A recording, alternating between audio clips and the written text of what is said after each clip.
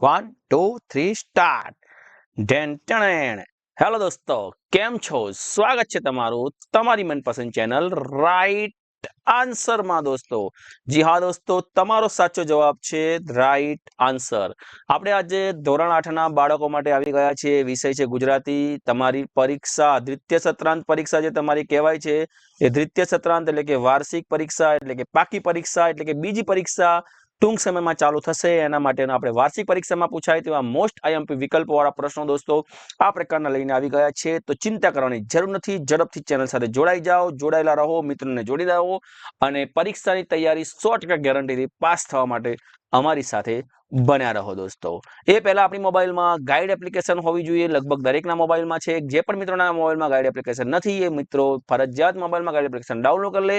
આ સિમ્બોલ વાળી છે, પ્લે સ્ટોર પર જઈને GUIDE લખશો એટલે આ સિમ્બોલ વાળી એપ્લિકેશન ડાઉનલોડ થશે અને પછી તેમાં તમારે તમારું જે પણ ધોરણ છે એ ધોરણને સિલેક્ટ કરીને અંદરથી તમારે ખજાનો લૂંટી લેવાનો છે। ચલો ત્યારે પ્રશ્ન 1 તરીકે કદાચ પૂછાઈ શકે એવા મોસ્ટ આઈએમપી વિકલ્પોની આપણે વાત કરીએ દોસ્તો। 10 માર્ક્સના વિકલ્પો પૂછાઈ શકે એમાં આપણે પ્રકરણ 11માં જે પૂછાઈ શકે એવા વિકલ્પો છે કે પત્રકાર પરિષદ કોણે સંબોધિત કરવાના હતા। તો મિત્રો વિડીયોને લાઈક કરો અને કમેન્ટમાં યસ સર લખવાનું ભૂલવાનું નથી। ચાલો ત્યારે પત્રકાર પરિષદ કોણ સંબોધિત કરવાના હતા? તો પત્રકાર પરિષદ મિસ્ટર ઉત્તમ સંબોધિત કરવાના હતા। ઓપરેશન કરતો રોબોટને ક્યાં દર્શાવવામાં આવ્યો છે? તો ઓપરેશન કરતા રોબોટને ક્યાં દર્શાવવામાં? તો મોટા પડદા પર, એટલે કે સી જવાબ આમાં જેવો જવાબ આવશે બી, આમાં સી। રોબોટ બેનને શું બનાવીને આપ્યું? રોબોટે બેનને શું બનાવીને આપ્યું? તો રોબોટે બેનને કોફી બનાવીને આપી, એટલે કે જવાબ આવશે બી। રોબોટ કેવી રીતે ડ્રાઇવિંગ કરી રહ્યો હતો? તો રોબોટ ડ્રાઇવિંગ કરી રહ્યો હતો સલામત રીતે, એટલે કે સી જવાબ આવશે।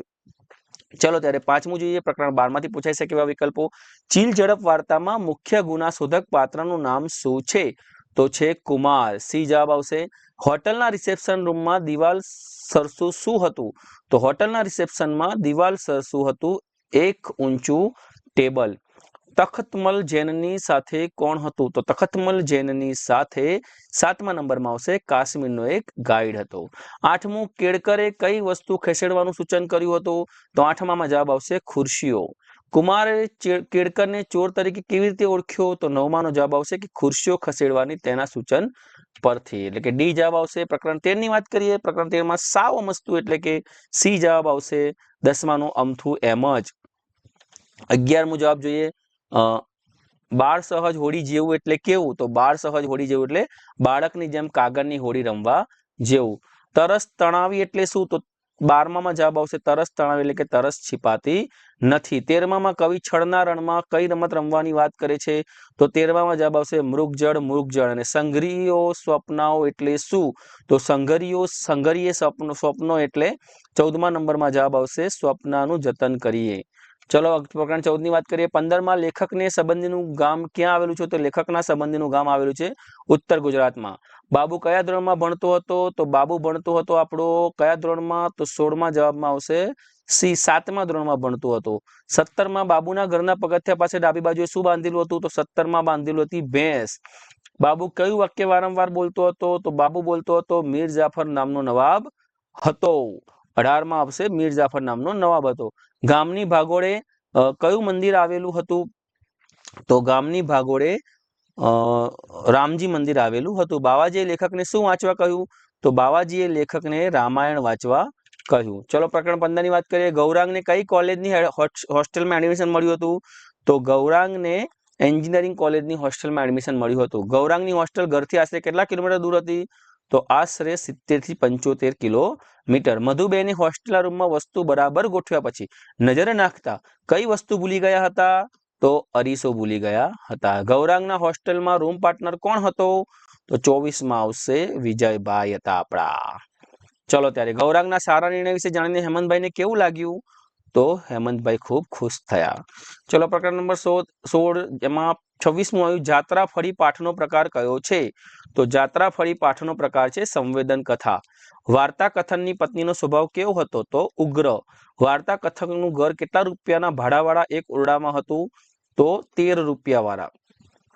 સાંજ પડતા વાર્તા કથકને ખૂબ થાક લાગતો કારણ કે વાર્તા કથકના શરીરમાં બીમારીએ ઘર કર્યું હતું તેથી કાકીમાની છેલ્લી ઈચ્છા જાત્રા કરવાની હતી। ચલો કવિ કોને ચિંતા ન કરવાનું કહે છે?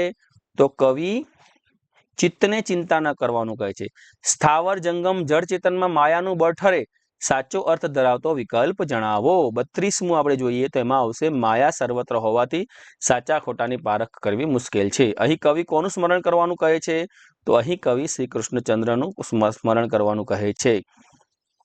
34માં જોઈએ, તું અંતર ઉદ્વેગ ધરે તેથી કારજ સુસરે. તો દિલમાં વ્યાકુળ બને તેનાથી કંઈ થતું નથી. જેનું જેટલું જેમ કરે તેમ કર ઠરે. 35માનો વિકલ્પ સાચો શું આવે? તો 35માં આવશે તમારું જેટલું હોય એટલું તમારે સંતોષ માનવો જોઈએ. ચલો, કોની આજ્ઞાથી 36ની વાત કરીએ. કોની આજ્ઞાથી માંડવીના લગ્ન ભરત સાથે થયા હતા? તો 36માં આવશે જનક રાજાની. અયોધ્યામાં માંડવીને કોના તરફથી ઉષ્માભર્યો પ્રેમ મળ્યો હતો? તો 37માં જવાબ આવશે ત્રણેય માતાઓ તરફથી. રઘુવંશ કુળગુરુ કોણ હતા? તો 38માં જવાબ આવશે વશિષ્ઠ ઋષિ. 38માં જવાબ આવશે વશિષ્ઠ ઋષિ. 39માં ભરતજી અનેક લોકો સાથે શ્રીરામને મનાવવા ક્યાં ગયા હતા? તો ચિત્રકૂટ. માંડવીના શરીરની દુર્બળતા અને ચહેરા પર તેજ ન હોવાનું કારણ શું હતું? તો તપ અને પતિની ઉપેક્ષા. અને 41માં ધૂત સભામાં અન્યાય થતો જોઈને પણ કોણ મૌન રહ્યા હતા? તો ભીષ્મ અને દ્રોણ. દુર્યોધને દ્રૌપદીની સભામાં બોલાવવા માટે સૌપ્રથમ કોને મોકલ્યા હતા? તો 42માં આવશે પ્રતિકામીને. અને 43માં દ્રૌપદીના પ્રશ્ન અંગે વિકર્ણને સુસ્પષ્ટ મત હતો? તો 43માં આવશે તે સ્વતંત્ર અને મુક્ત છે. ચલો, પ્રકરણ 19ની વાત કરીએ. 44માં સિલ્વર સ્ક્રીન એકમ પ્રમાણે અભિવ્યક્તિનું સશક્ત માધ્યમ કયું છે? તો ફિલ્મ કલા. સિલ્વર સ્ક્રીન સંવાદમાં કયા પાત્રને સ્ટોરી લખવાનો શોખ છે? તો 45માં આવશે વિશાખાને. 46ની વાત કરીએ. મેયરશ્રીએ કયા દિવસે નિમિત્તે ફિલ્મ સેમિનારનું આયોજન થવાનું જણાવ્યું? તો વિશ્વ નાટ્ય દિવસે. ડોક્ટર બાસુ શર્માના મતે ફિલ્મ શાનું માધ્યમ છે? તો શિક્ષણનું માધ્યમ છે. અને 48ની વાત કરીએ. ડોક્ટર બાસુ શર્માના મતે ફિલ્મ જોવાની સ્કિલ કોના જેવી છે? તો ફિલ્મ જોવાની સ્કિલ પુસ્તક વાંચવા જેવી છે. ચલો, છેલ્લું પ્રકરણ જોઈએ 20મું આજે. 49મો સવાલ છે. વાવ્યું ઉજાગરો કાવ્યમાં કવિએ વિવિધ પ્રતીકો દ્વારા કોનો મહિમા ગાયો છે? તો જીવનનો. વાવ્યું ઉજાગરો કાવ્યમાં કેવા શબ્દો ગીતને ગરવી સુગંધ આપે છે? તો તળપદા. કવિએ પવનને કેવો કહ્યો છે? તો કવિએ પવનને કહ્યો છે મખમલિયો. અને પાદર શબ્દ માટે કાવ્યમાં કયો શબ્દ વપરાયો છે? તો પાદર શબ્દ માટે કાવ્યમાં પાધર. અને આખું ગામ કોના જેવું ફોર્યું છે? તો આખું ગામ ફાગણ જેવું ફોર્યું છે. તો દોસ્તો, અહીંયા આપણે કેટલા પ્રશ્નો? તો લગભગ 53 વિકલ્પો સોલ્વ કરે. આમાંથી તમને મોસ્ટ આઈએમપી એવા કહી શકાય એવા આપણે કાઢેલા. તો પરીક્ષામાં પૂછાવાની શક્યતાવાળા વિકલ્પો ધોરણ 8ના બાળકો. આગળ આપણે બીજા પ્રશ્નોની પણ ચર્ચા કરીશું. તો વિડીયો સાથે જોડાયેલા રહો. અને તમારે શું મોસ્ટ આઈએમપી જોઈએ છે એ અમને કમેન્ટમાં જણાવો, તો અમે ફરી નેક્સ્ટ વિડીયોમાં લઈને આવી જઈએ. ચાલો, ત્યારે સૌને જય હિન્દ, જય ભારત, ટાટા, બાય બાય, આવજો.